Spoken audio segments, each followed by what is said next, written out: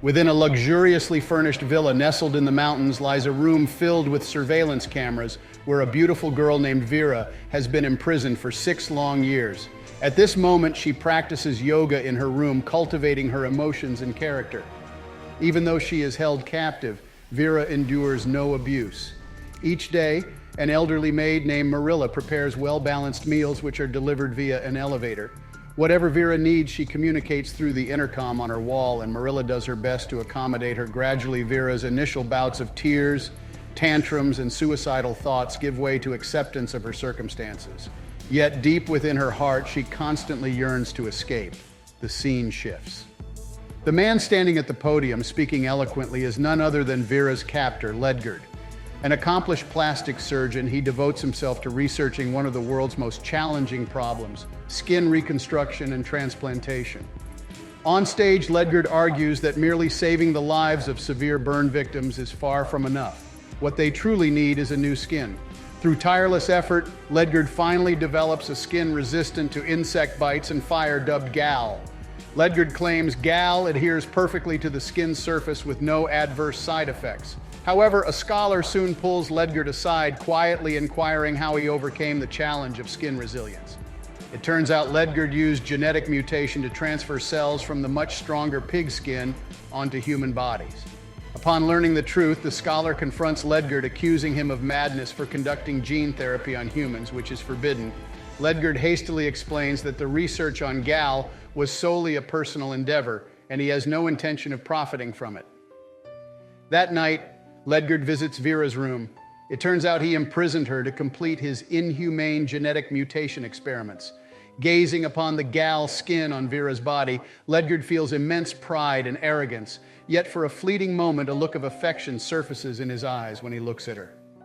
One day, the old maid Marilla informs Ledgard that since the experiment has succeeded, there is no need to keep Vera any longer and risk attracting unnecessary trouble. Unexpectedly, Ledgard insists on keeping her. Subsequently, he orders Marilla to dismiss all the other servants in the house to ensure their secret remains undiscovered. Seeing that Ledgard ignores her advice, Marilla has no choice but to comply. One day, a man dressed in a tiger costume arrives at Ledgard's residence. He is Marilla's long-lost son, Zeka, seeking refuge for a few days. Apparently, Zeka had recently robbed a jewelry store with others, and the police are in pursuit. Upon hearing this, Marilla instantly refuses him without a second thought. However, Zeka is unreasonable and aggressive. He wanders around Ledgard's house without restraint. By chance, he glimpses Vera practicing yoga on a surveillance monitor.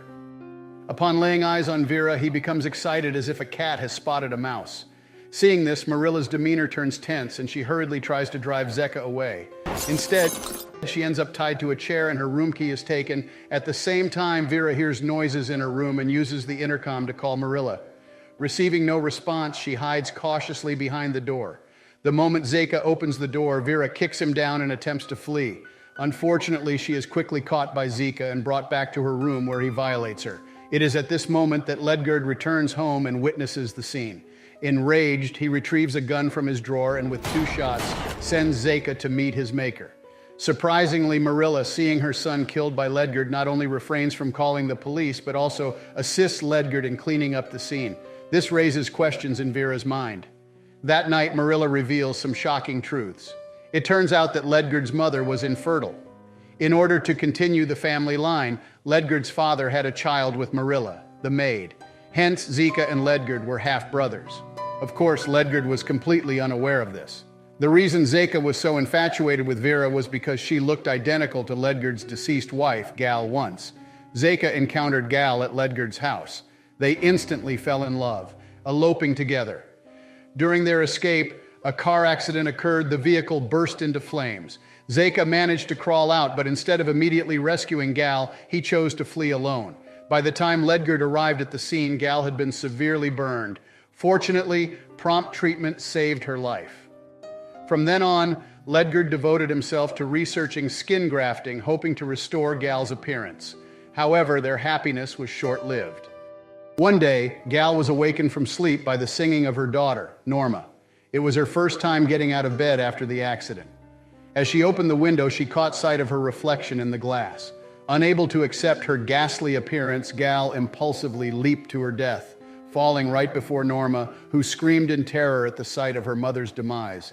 The traumatic event left young Norma suffering from depression.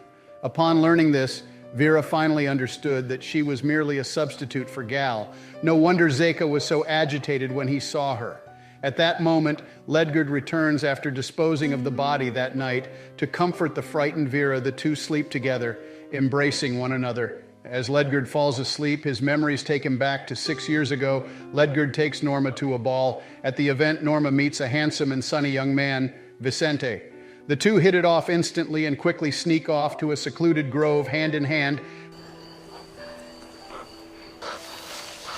However, just as Vicente is about to take things further, Norma's depression suddenly strikes. She becomes agitated and screams frantically.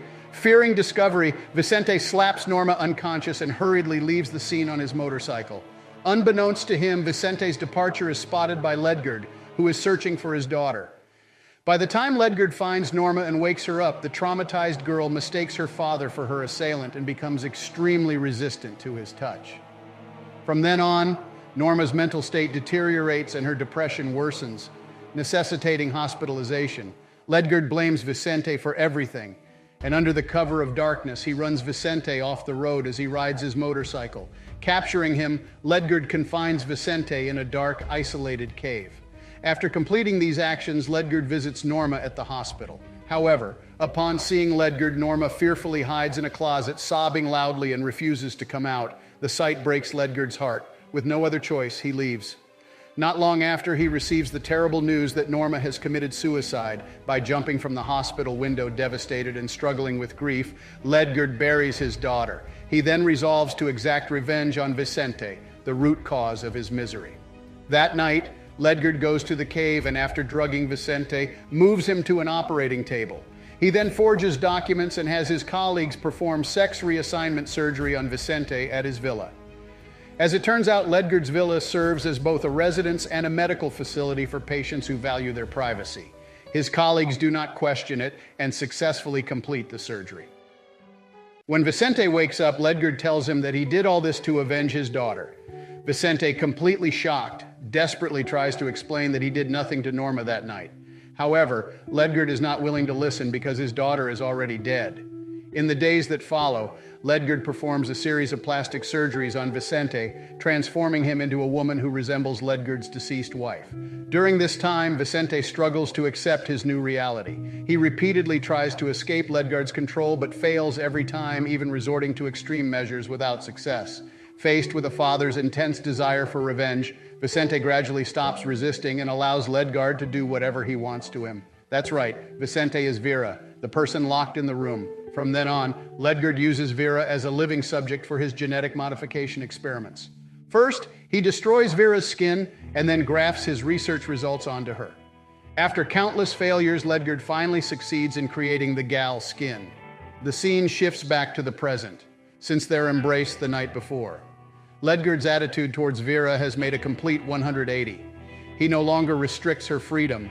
Vera is finally able to leave the room where she has been imprisoned for 6 years. However, in exchange, Vera promises not to run away and pledges to never leave Ledgard.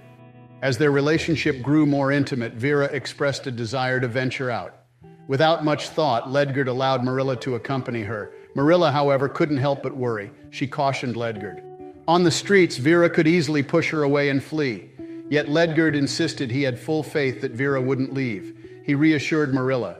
It was evident that Ledgard had fallen deeply in love, with Vera wearing his late wife's visage. Not long after the pair departed, Ledgard promptly informed the hospital director, Fulgencio, his villa would no longer serve as a clinic.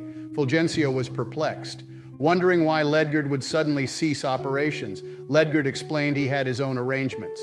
At this point in time, Ledgard was determined to live out his life with Vera, to keep their secret safe. He had no choice but to make this decision. Fulgencio was far from pleased. In order to convince Ledgard to continue using the villa as a clinic, he investigated and discovered Ledgard had once performed a sex change operation on a young man named Vicente Fulgencio. Then found out the consent documents Ledgard provided for the operation were fake. This led him to suspect Ledgard may have forced the procedure on Vicente without consent.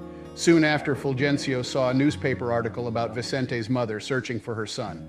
By this time, he suspected Ledgard had kidnapped and imprisoned Vicente. He returned to the villa to confront Ledgard, hoping to use this information as leverage. To his surprise, Vera appeared from outside the door, claiming to be Vicente. She stated that Ledgard never kidnapped her, and the sex change operation had been consensual. With matters progressing thus far, Fulgencio had no further arguments.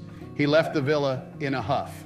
By this point, Ledgard had let his guard down around Vera. However, when Vera saw the missing person ad her mother placed in the newspaper, her emotions were mixed. Once again, the urge to escape arose. That night, Vera claimed to be fetching something from downstairs. Ledgard, trusting her completely, didn't suspect a thing. To his shock, Vera returned with a gun in hand. Without hesitation, she pointed it at Ledgard, facing the man who had transformed her into a woman and subjected her to countless inhumane experiments. Vera pulled the trigger, killing Ledgard. She then hid under the bed and killed Marilla, who came upstairs after hearing the gunshot. In the end, Vera finally escaped the nightmarish villa. She found her mother's shop. Perhaps it was the unbreakable bond of blood that allowed her mother to recognize the girl before her was Vicente. They embraced each other, weeping. The story concludes here. The film is titled The Skin I Live In, a suspenseful thriller released in 2011 with a novel theme, bizarre storyline, yet deeply emotional at its core. The suspenseful elements are well executed. Unfortunately, the ending falls a bit short. Overall, it can be considered a fine film. Thank you for watching. If there are any movies you'd like to see, let us know in the comments. See you next time.